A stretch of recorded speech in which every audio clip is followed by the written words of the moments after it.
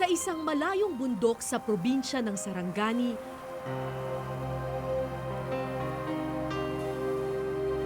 may isang sityo kung saan ang mga bata halos iisang itsura.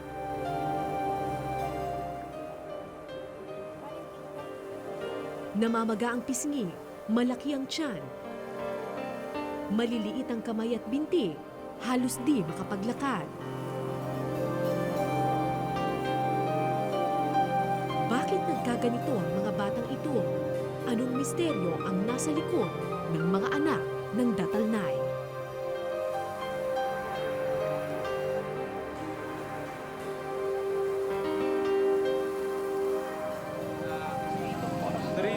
Hours. 4 to 9 hours lahat. So yung pupuntahan nating lugar, yun yung pinakamalayong sitio sa bayan ng Malapatan dito sa Sarangani Province. Sobrang layo daw noon. It will take us mga 9-12 hours na biyahe. 1 hour na motorsiklo, tapos yung the rest puro talagang trekking na daw. So we've decided na start na kami ng trekking ngayong gabi pa lang.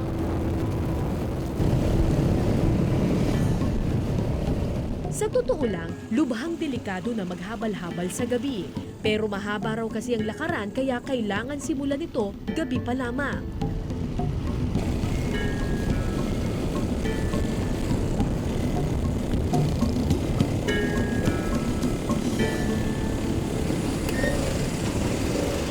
So lalakad na tayo from here kasi hindi na daw kaya ng motorsiklo dahil ang dadaanan natin ngayon isang mahabang ilog, yung ilog ng Suyan.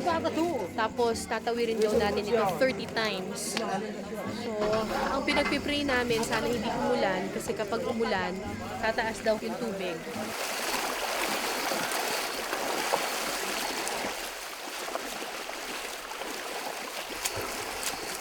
Ayon sa aming mga kasama, 3 oras raw naming babagtasin ang ilog na ito.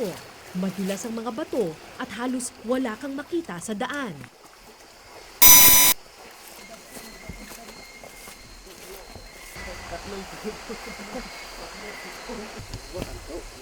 Dito, pwede rin Saan ba daan? dito, oh. Pero Madulas dyan eh. Madulas ata dyan eh. Doon na lang. Dali, ano mo na ang paam dito din, hawak mo. Madulas na lang. Tanging flashlight at liwanag ng buwan lamang ang nagsilbi naming gabay. Ang target natin makarating dun sa Upper Suyan ng mga 10 or 11 p.m. Tulog lang tayo ng konti para the next day. Saka natin itutuloy yung trek natin.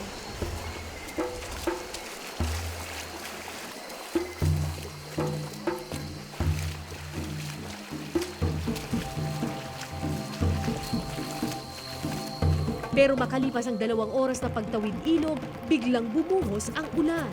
Kailangan magmadali bago kami maabutan ng pagtaas ng tubig.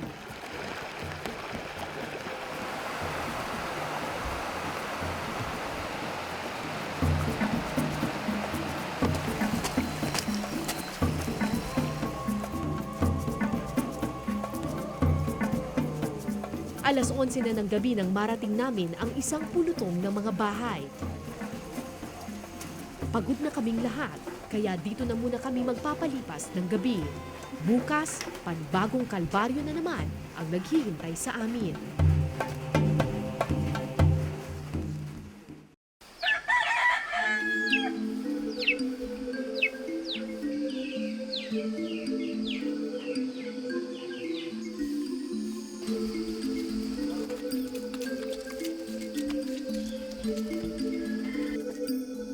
Kinabukasan, isang mahabang lakaran ang aming inalmusal.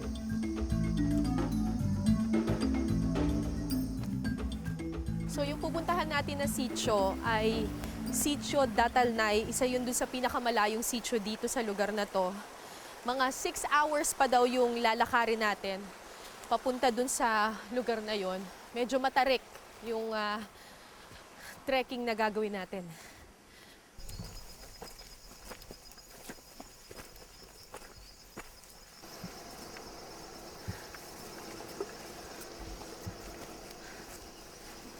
Pero hindi lang matarik na bundok ang sumalubong sa amin.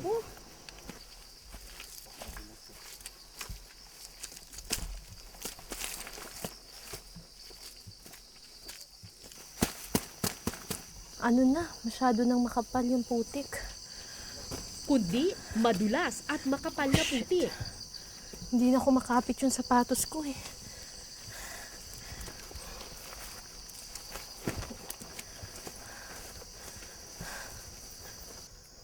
Ayon sa aking mga kasama, halos isang araw daw kaming maglalakad bago marating ang sitio Datalnay. Lalong nagpahirap sa amin ang tirik na araw. Sobrang init dahil halos walang puno sa paligid. Ang iilang punong nakita ko, nadaanan pa naming putol-putol sa daanan. Susunugin raw para gawing uling.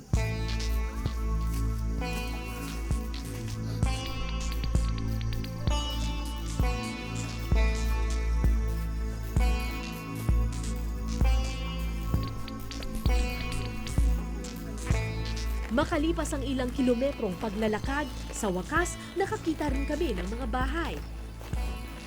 Pero hindi pa pala ito ang sitio Datalnay. First sitio pa lang to, so may dalawa pang sitio. So yung nakikita kong pinakamataas na bundok, hindi pa yon. Akitin pa na. Akitin natin yun, tapos bababa pa tayo. Habang nagpapahinga, nakatawag sa akin ng pansin ng isang mag-ina. Nagtaka ko sa itsura ng batang nakayakap sa kanya. Kakaiba ang itsura nito. Ganyan talaga yung mukha niya, parang maano. Tarunan. Ganyan na daw talaga. Nung pinanganak, Tukay. pagkapanganak hindi pa ganyan. Tapos kailan nagkaroon ng ganyan na parang malaki ang mukha? Kailan sugod kun kalbong bawahan na eh. Tama fallen, mga fallen tabong bawahan. Solin tabong. 1 year old nung nag-start na maging ganyan. Hindi ka padede, Gala, breastfeed? dito nga ang tattoo amayag yun. 5 bulanan. Anong kinakain ng bata? Tafan kon ko. Det fa kaanam dun. Libol. Libol, detan fa. Kasi la, Ano daw yun? pinapakain na daw niya ng lugaw at saka kamote na. Lugaw at saka kamote.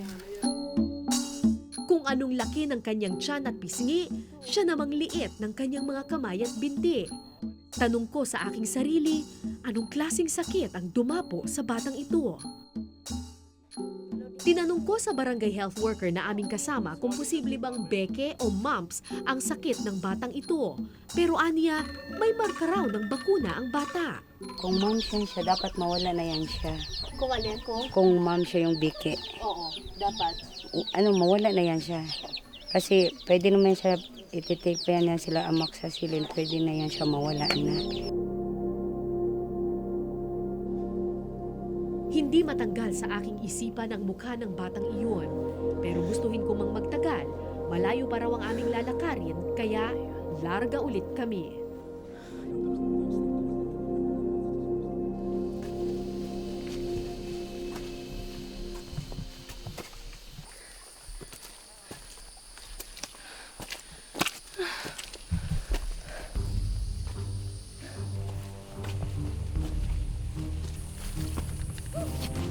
Makalipas ang 2 pang oras ng paglalakad, narating namin ang tuktok ng bundok. Wow! Pero kalahati pa lang daw ito ng aming lalakbayin. Ganda! Saan po tayo nang galing? Ayun oh, yung may puti doon. Ayun oh. Yung malayong yon? Opo. Doon tayo nang galing? Opo. Oh my gosh, ang layo na nilakad natin. Isang oras pa, halos bumigay na ang aking mga paa.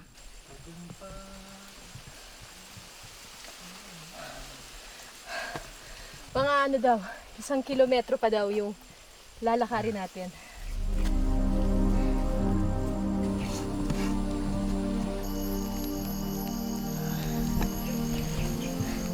Pagkatapos ng halos 7 oras na paglalakad, sa wakas nasilayan ko rin ang sitio Datalnay.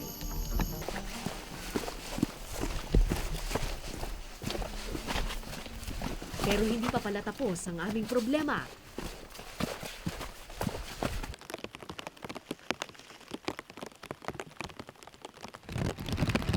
Dahil bigla namang bumuhos ang malakas na ulan. Kailangan daw naming magmadali dahil posibleng gumuho ang lupa kung lalakas pa ang ulan.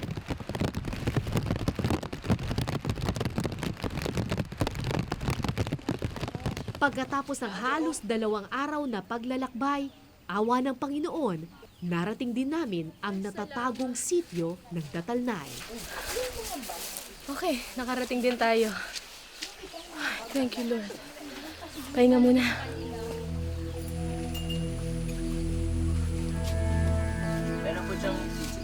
Pero hindi pa man ako nakakapagpahinga, may nakatawag ng pansin sa aking mga mata.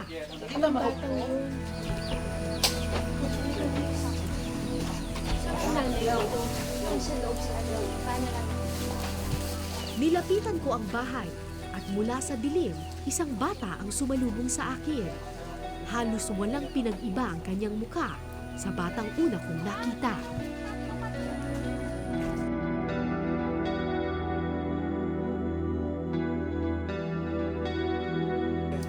Filipalin. Hello, Charlene. 2 years old. Sa unang tingin, iisipin mong sadyang matambok lang siguro ang pisngi ni Charlene. Pero dahil nakita ko na ang ganitong kalagayan sa ibang sityo, nagduda akong posibleng may sakit ang mga batang ito. Ganito na ang mukha niya talaga. Tabong bawahan la. Nung pinanganak mo siya. Normal. Hindi daw. Normal daw. Oo, normal daw. Normal. Kailan naglaki? Darik nung tamdok ko ang tutok dirag. Nagdede daw May sa talat kanya. matuan. Tapos, Nung tamdok ko di asfalin di talas tutok. Na kanto ka rin niya dok. Natab during takabumirong gari. oh, ito rin. Maya-maya pa, lumabas mula sa kwarto ang isa pang bata at tulad ng kanyang kapatid, namamagari ng pisngi ng batang si Isabel. Ilan taon na ito? Walo. Ang liit para maging 8 years old.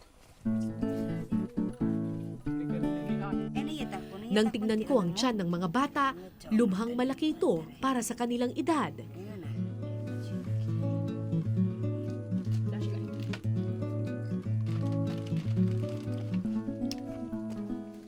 Walang tigil sa pagkain ng biskwit na aking dala ang 2 bata. Hanggang sa huling butil, kanilang kakainin. Ay, pag hirap mo ito. Great.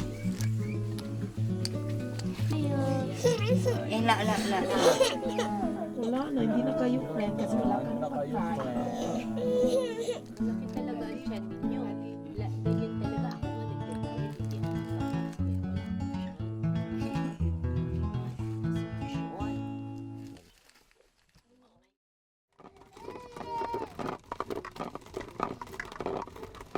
Hi, hello po.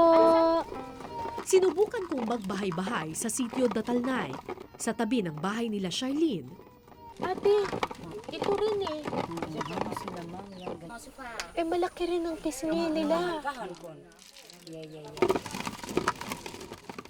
Naghahanda na ng pananghalian ng mag-anak nang datnan ko sila ng mga oras na iyon.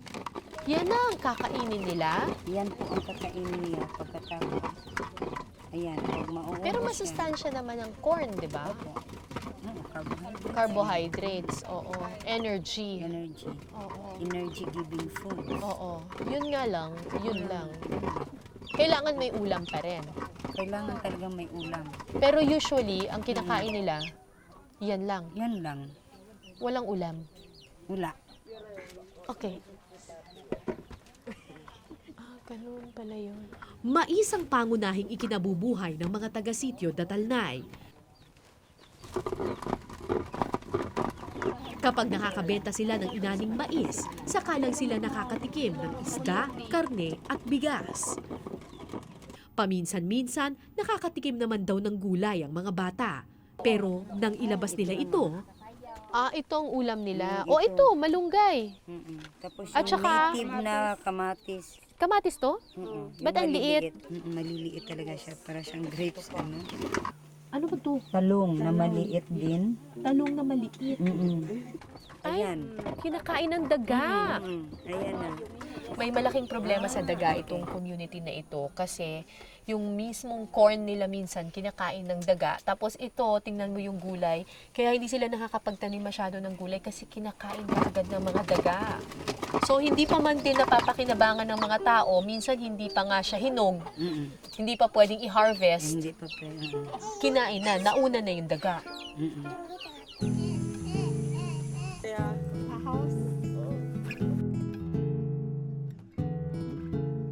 Ilang dalubhasa na ang nagsabi na sa bata unang lumalabas ang anumang sakit ng lipunan. Sa labas ng kanilang bahay, nasilayan ko ang 3 taong gulang na si Jinker. Ilan taon na siya? Philofalin na yan. Tatlo. Mahirap siya maglakad. Taro na manilet magoy eh. Islang mga ko di katlong fali.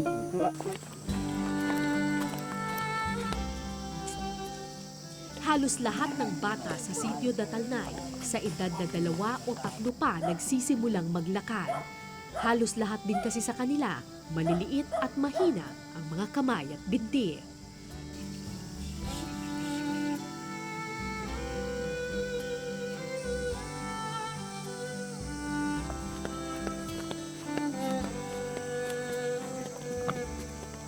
Sa isa pang bahay, kamoting kahoy at tubo naman ang hinahanda ng mag-anak.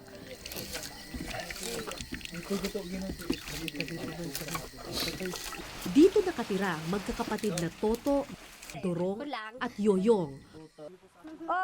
Nang una ko silang makita, akala ko 5 o 6 na taong gulang pa lamang ang mga batang ito.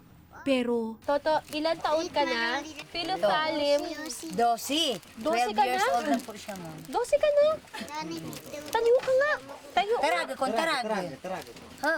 Ayan. tulad ng ibang bata sa Sitio Datalnay, hirap ding maglakad ang magkakapatid. 11, 9, 12, 12. 9, 7.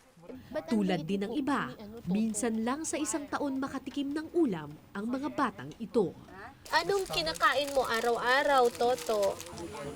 Balanghoy, kamuting ano pa? kahoy. Kamote, ano pa? That and po. Mais, ano pa? Katunayan, nang tanungin ko si Toto kung ano ang pinagdarasal niya gabi-gabi, nagulat ako sa kanyang sinabi.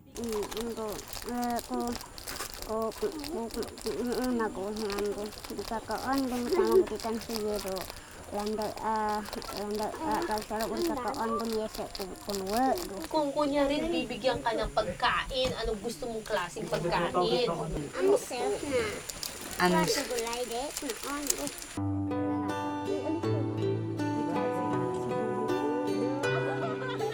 3 beses sa isang taon lang nakakakain ng bigas sina Toto. Sa panahon lang daw ng anihan. Ang isda at karne naman, tuwing may okasyon lang.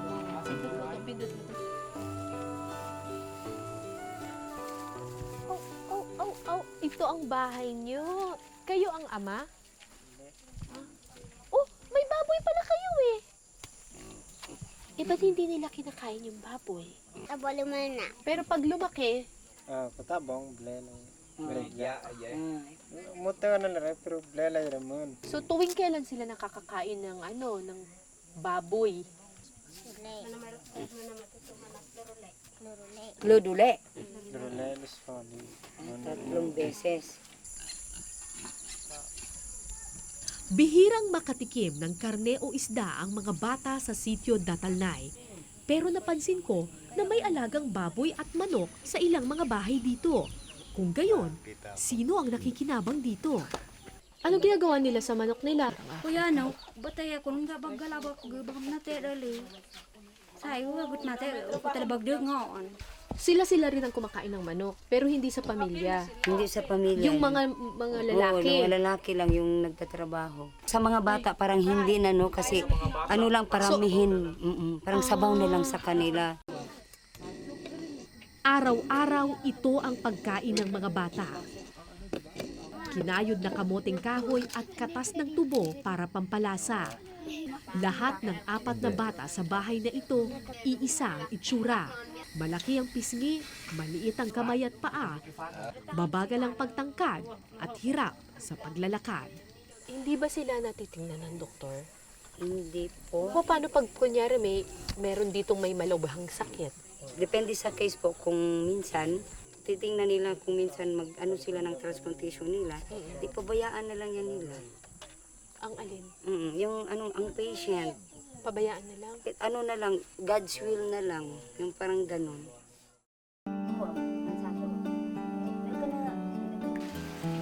Iisang muka, iisang kinakain. Ito nga ba ang sanhi ng kanilang karamdaman?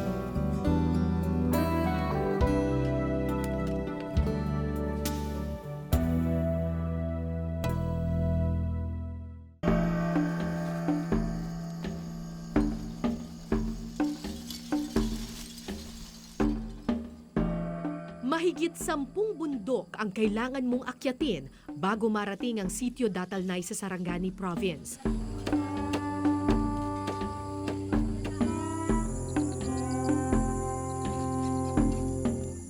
Sa layo nito, marami sa mga taga rito namamatay nang di man lang nakakakita ng doktor.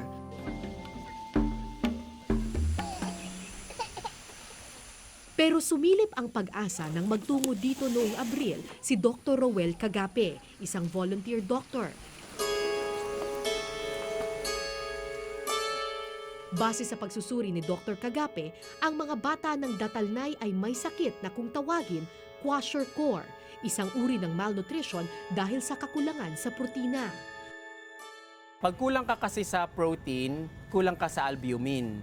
Pag kulang ka sa albumin, imbes na nasa loob ng blood vessels ang water, ang tubig, hindi na mananatili sa loob ng blood vessels ang tubig. Kung kaya lumalabas sila sa tinatawag nating interstitial tissue, ito yung sa ilalim lang ng ating skin, ganyan. At kung kaya malaki ang kanilang abdomen dahil distended or enlarged ang kanilang liver.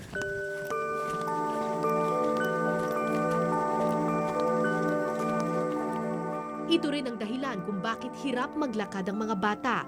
Hindi kasi nag-develop ang mga muscles ng kanilang katawan.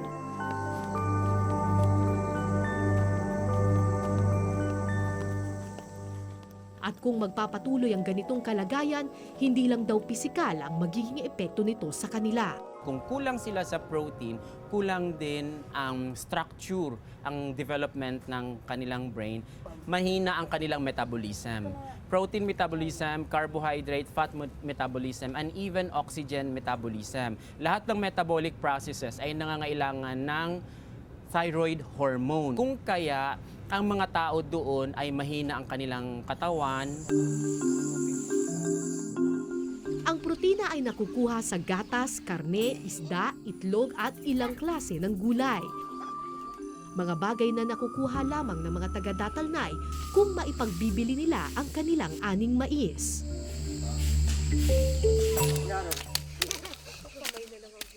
Kinabukasan naabutan namin sa sakahan ang magkakapatid na Toto at Durong. Hindi nag-aaral ang mga bata. Araw-araw tumutulong sila sa ama sa pagsasaka. Dati-rati raw, nakakapag-ani sila ng 5 sako ng mais kada 4 na buwan. Ang pera mula dito ang pambili sana nila ng ulam.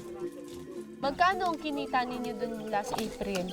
Tikom ay don hali na to lo siyam lo to lo sobra tikom lo 6 lata to. Isang sako lang ang nabenta niya? Ba't ganun ka konti?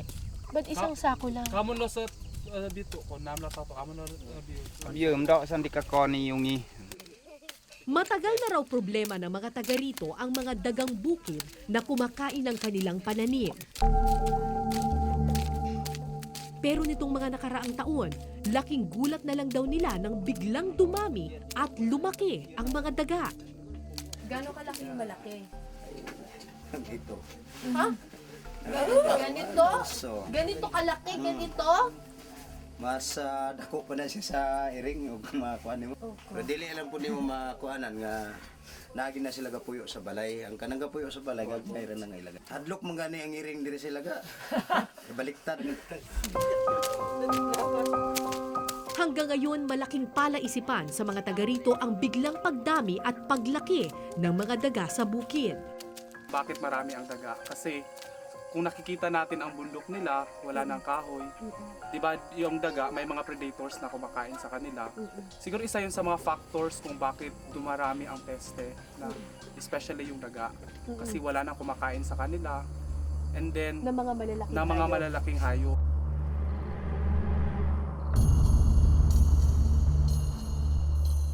Bumalik sa aking alaala ang mga putol na kahoy na nadaanan ko paakyat ng sitio Datalnay.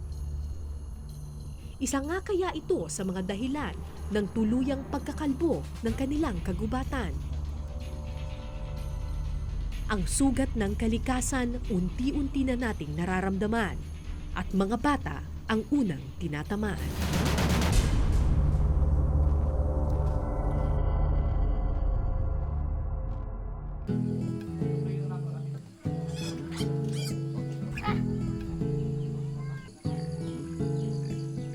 Sa aming huling araw sa sitio Datalnay, napansin ko ang isang taniman ng gulay sa bakuran ng ilan sa mga bahay dito. Ito ang vegetable farm na sinimula ni Dr. Kagape at ng kanyang volunteers.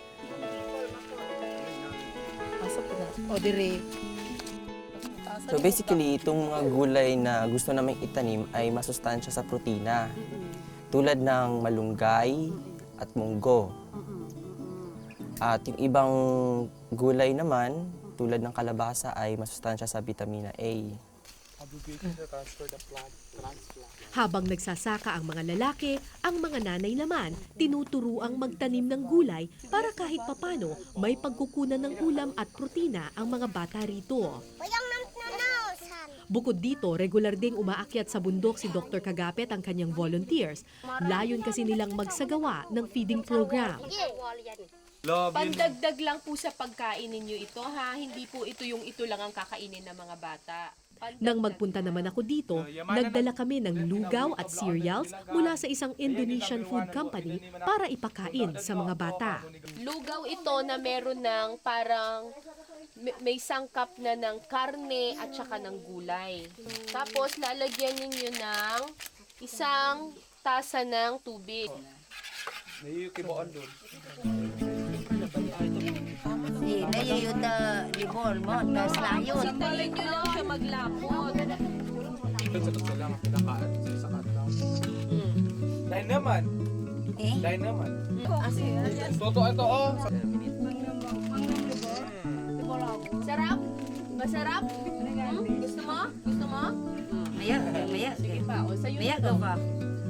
Okay, very good. Ito siya, di ba? Itong yellow. Batid kong panandalian lamang ang epekto ng mga ganitong solusyon. Pero kahit papano, posibleng maagapan nito ang paglala ng sakit na kwashiorkor sa mga bata ng Datalnay. Dapat hindi natin isana yung community na laging may mga NGO na tumutulong kasi eventually itong mga NGO na to aalis din, nilipat din ng ibang lugar. So dapat yung community matutunan nila i-sustain para din sa sarili nila.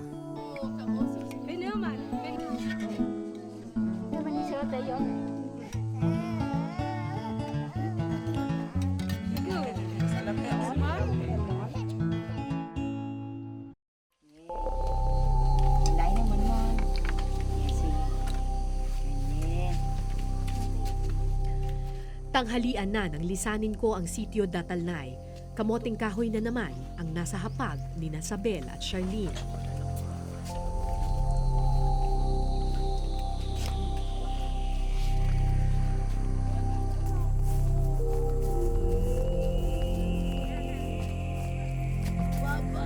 Babay. Saan na sila, Duro? Saan sila, Duro? Bye-bye. Yoyo.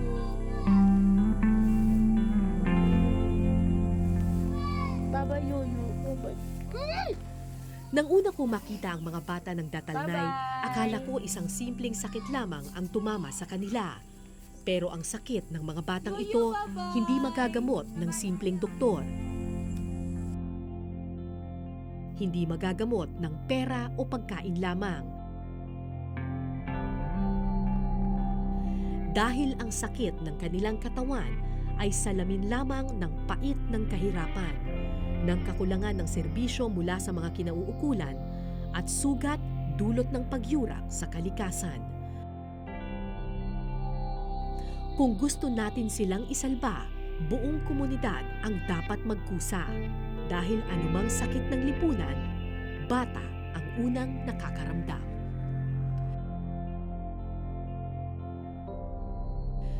Ako po si Cara David at ito po ang Eyewitness.